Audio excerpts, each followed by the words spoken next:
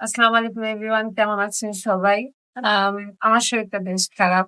আমার এই সাইডটায় এখনো একটু ফোলা আছে। আমার হঠাৎ করে ২ দিন আগে অনেক আশুরার দিন রোজার শেষের পর থেকে আমার অনেক দাঁত ব্যথা শুরু হয় এবং তারপর পরের দিন একদম এক্সট্রিম লেভেলে চলে যায়। দেন স্বাভাবিক I ডিসাইডেড যে না আসলে এই দাঁতটা রাখা যাবে না। তো আমার এই সাইড দিয়ে অ্যাকচুয়ালি আমি খেতাম। আমার এই সাইডে দাঁত কি দেখাচ্ছে। সা একটা দাঁত তোলার পরে ওটা তখন মাঝখানে কিছু দেওয়া হয়নি। ওই ফাঁকা জায়গাটায়। সো অন্য দাঁতগুলো বেঁকে গেছে। তো ওখানে প্রবাবলি ব্যথা হচ্ছিল, ব্যথা হচ্ছিল। ব্যথাটা অনেক এক্সট্রিম। পরে আমার যে কাপে ডেন্টাল পড়তেছে, টিউব ওর নাম সিদ্দিকা জান্নাতুল ফেরদৌস। আল্লাহ ওর অনেক অনেক অনেক ভালো করুক।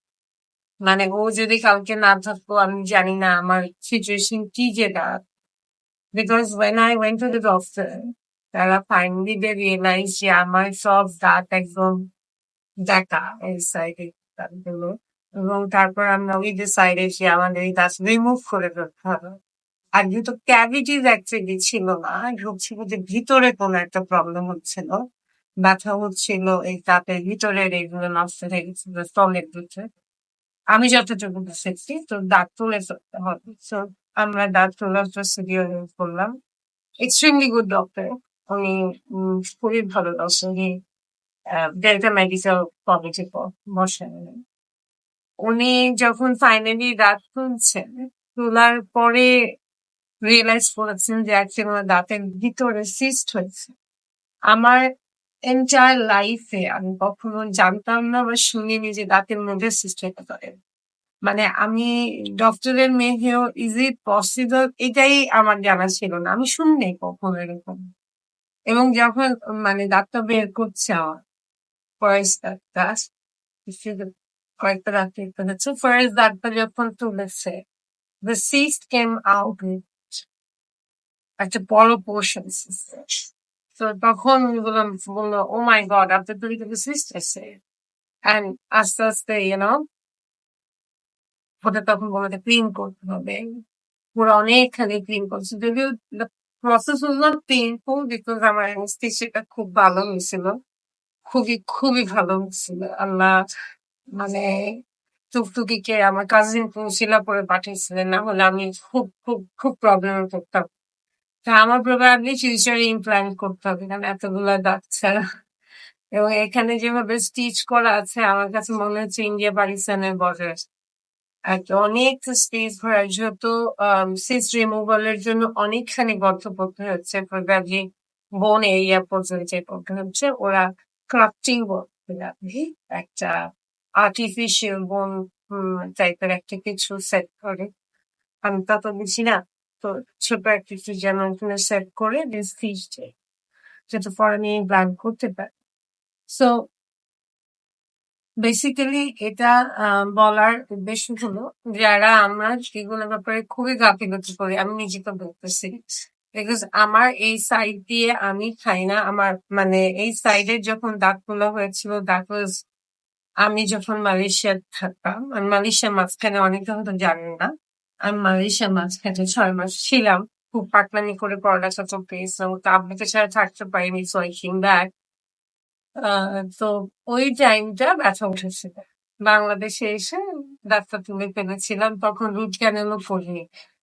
ওই সময় এত পেইন হয়েছিল আমার মালয়েশিয়ায় যে ওই সময় মনে হচ্ছিল যে না I can't take it anymore এইসব কোনো অন্য প্রসিডিওরে আমি যাবো না রিমুভ সো দ্য রিমুভ কিন্তু পরে যে আরো কিছু এখানে করতে হতো এবং আমি এই সাইডে that should have been around like হবে 2003 পরে দিতে হবে তবে 3 প্রবাবলি তো ওই সময় থেকে 2025 পর্যন্ত আমি কিন্তু এই সাইডে খাইনি আমি এই সাইডে খেতাম এবং এই সাইডে মাঝে যখন প্রবলেম হয়েছিল তখন সামনের দিক থেকে পাই এই যে আমাদের টেন্ডেন্সি যে ইউনো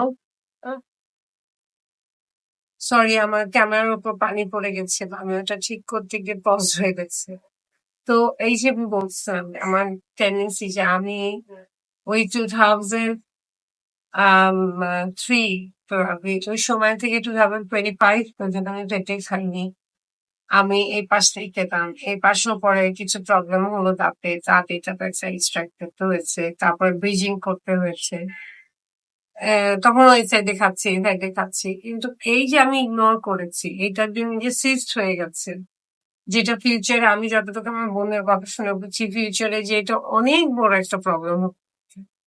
মানে ও যেভাবে বললো যে এখানে বোনের কিছু পার্ট রিমুভাল হতে পারতো প্রবাবলি, পরে স্টিলের পার্ট বসাতে হতো। আমাদের এই সহ্য করে নাও ব্যথা হলে এটাকে ইগনোর করে যাওয়া, মানে আই এম দ্য মানে সাফারিং পার্সন মাইসেলফ। আমি কালকে অনেক ভয় পাইছি। আমাকে যখন বলছে সিস, আমরা রিয়েল পিপল, আমি তো মেডিকেলে গেলা। তো আমার প্রথমে আমি বলছি, is it something like a tumour, is it cancerous? মানে আমি খুবই ভয় পেয়ে গেছিলাম। আমি যেহেতু আমার দাদির গলায় ক্যান্সার হয়েছিল, তো আমার স্বাভাবিক বংশ, আমি কি জেনেটিক্যালি এমন কিছু হলো কিনা। সো আমরা যারাই অসুস্থ, আমাদের এই ছোট ছোট ব্যথাগুলো হচ্ছে। আর আমার অ্যাকচুয়ালি আগে কখনো এরকম ভাবে ব্যথা উঠেনি, ঠিক আছে, ওষুধ খেতে ঠিক হয়ে গেছে। Please do not ignore it, do not ignore it. আমার কালকে যেই প্রসিডিওর গুলো হয়েছে, দ্যাট ওয়াজ আ লট। এবং আমার পরে পেইনফুল ছিল জিনিসটা। পরের পেইনটা কেমন ছিল, যে এতগুলো স্টিচ হয়েছে, এতখানি স্পেস, একটা স্টিচিং এর প্রসিডিওর দিয়ে যাওয়ার পরে তারপর আমার বাইরে কিছু কাজ ছিল। আমি ওইগুলো নিয়ে, আমি আমার বাচ্চাদেরকে নিয়ে একটু ঢাকার বাইরে যাওয়ার চিন্তা করছি। ওদেরকে প্রমিস করেছি স্কুল খোলার আগে গো। সো মানে এই সবকিছু মিলিয়ে আমার ওটা কিছু অ্যারেঞ্জের ব্যাপার ছিল, চিকিৎসা নেওয়া, ওগুলোর জন্য আবার দিয়েছি। এবং রাত্রে এসে ফাইনালি আই ক্র্যাশড। মানে আমি ওষুধ টষুধ খেয়ে খাওয়া দাওয়া করে, এবং খেতে অনেক কষ্ট হয়েছে কারণ অ্যানেস্থেসিয়া চলে গেছিল। যদিও আমি সাপোজিটরি ইউজ করেছিলাম, আমি পেইন কিলার্স ইউজ করেছিলাম, বাট ইয়েট একটা বড় সার্জারি ছিল, বেশ এতখানি এরিয়া। এবং আমার ভিতরটা ওই সিস্টটা রিমুভ করতে গিয়ে অনেকখানি গর্ত হয়েছে, কারণ সব কিছু ওনারা একদম বিট বাই বিট কোনো কিছু রাখেনি ভিতরে সিস্টেমে, পরে আর কোনো প্রবলেম না হয়। So let's not be ignorant about our pains. আমরা শুধু বাইরে থেকে দেখতে ভালো হলাম, খুব মেনটেন করলাম, হেলদি ফুড খেলাম, কিন্তু ভিতরে কোনো ছোট প্রবলেম অনেক বড় রূপ ধারণ করছে। ওইটার আগে আমরা সাবধান হয়ে যাই, সেটা আমাদের জন্য উত্তম। আর আমার মানে মন থেকে দোয়া আমার কাজিন টুকটুকির জন্য, মন মন মন থেকে দোয়া আল্লাহ যেন ওর অনেক ভালো করে, because the way she took care of me yesterday. মানে আমি এক বিল্ডিং থেকে আরেক বিল্ডিং এ গেছি, ওখানে ছাতাটাও আমার জন্য ধরেছিল। লাইক এভরি টাইম কমফোর্টিং যে আপনি, তোমার কোনো প্রবলেম হচ্ছে না তো। So every family should have a doctor. আগে আব্বু ছিল, বুঝিনি আসলে, but every family should have a doctor. আর আমার কাজিন গুলো অনেক ভালো, মানে আমার বাবার দিকটা মায়ের দিকটা এরা কেউ বেয়াদব না, আলহামদুলিল্লাহ, এরা সবাই খুব কেয়ারিং। আমি অনেক কাজিনদেরকে দেখি অনেক আশেপাশে ফ্যামিলি অনেক বেয়াদব, বাট আলহামদুলিল্লাহ আলহামদুলিল্লাহ আল্লাহ পাকের অশেষ রহমত, আমার কোনো ভাই বোনই আমার সাথে কখনো কোনো বেয়াদবিও করে নাই। আমি বরঞ্চ দুইটা কথা বললে ওদের খারাপ লাগলে ওরা ওইটা চুপচাপ শুনে কোনো আমি জেনারেলি কাউকে খুব বেশি করি না। কিন্তু আমার প্রবলেম হলো আমি খুব ব্লান্ট, আমি খুব এক্সপ্রেসিভলি কারো কোনো ভুল থাকলে আমি ধরে দিই। আর আমার কাজিন গুলো এত লক্ষ্মী যে আমার এদের নানির বাড়ির দিকে কাজিন গুলো এত লক্ষ্মী, ওরা আর এত ম্যানার্ড। আল্লাহ ওদের সবাইকে অনেক ভালো রাখুক। আর আমার কাজিন বাহিয়া, কিছুদিন আগে ওকে নিয়ে একটা ভিডিও করেছিলাম, আমার ভয়েস ছিল। ও পাশ করে গেছে খুব ভালোভাবে আলহামদুলিল্লাহ এ লেভেলস। ওদের প্রবাবলি ওরা আইডি সিস্টেমে পড়ে, সো ওদের ডিপ্লোমা বলে এটাকে।